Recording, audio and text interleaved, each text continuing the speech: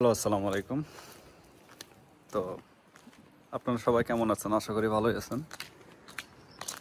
তো একটা বিষয় নিয়ে ভিডিও বেশ কয়েকদিন ধরে করব বলে করা হইতেছিল না, বাট আজকে করেই ফেললাম, এই আর কি।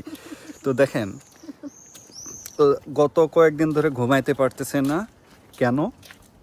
সামার সিজনে রোদ থাকে হচ্ছে রাত 11:30 12টা পর্যন্ত। এখন ঘড়িতে কয়টা বাজে আমি একটু আপনাদেরকে দেখাই। আমি এই যে আমার বউ আর এই যে আমাদের পিকলু বাচ্চাটাকে নিয়ে আমরা একটু বাইরে একটু বের হইলাম যে শপে যাব, কিছু কেনাকাটা করব। দেখেন ঘড়িতে বাজে এখন 9:29। ঠিক আছে, এটা হচ্ছে সন্ধ্যা। এখন হচ্ছে সামার সিজন। স্পেশালি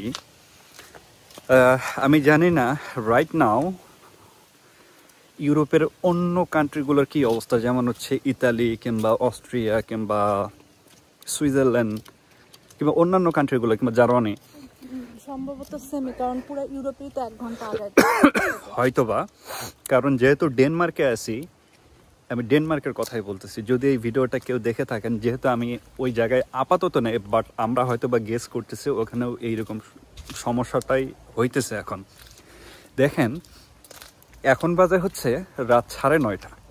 এটা কিন্তু সন্ধ্যা না, রাত 9:30। তারপরেও দেখেন এখনো কিন্তু রোদ আছে, এখনো রোদ আছে। এটা থাকবে হচ্ছে রাত 11:30 12টা পর্যন্ত। আর একটা বিষয়, আপনারা যারা ইউকেতে আছেন, ইউকেতে রিসেন্টলি আমার একটা ফ্রেন্ড বেশ কয়েকদিন হলো গেছে আর কি।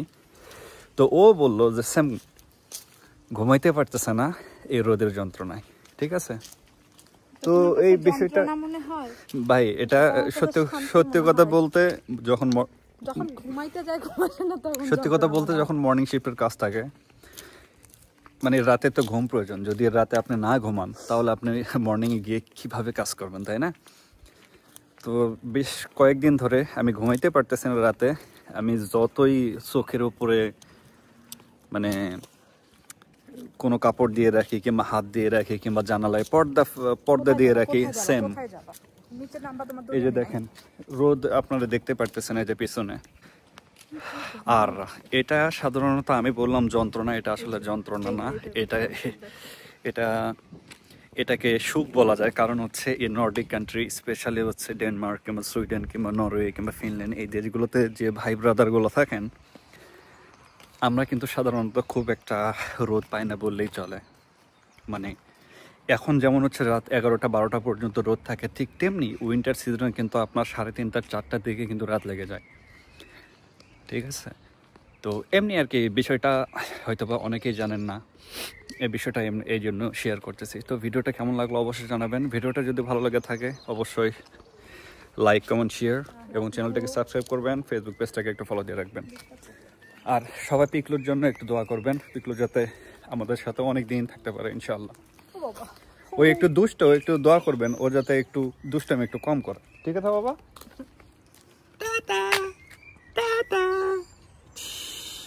রোদ উঠে গেছে আমাদের নগরীতে, হাসি মুখ হাসি মুখ হাসি মুখ। থাকো থাকো ওখানে থাকো।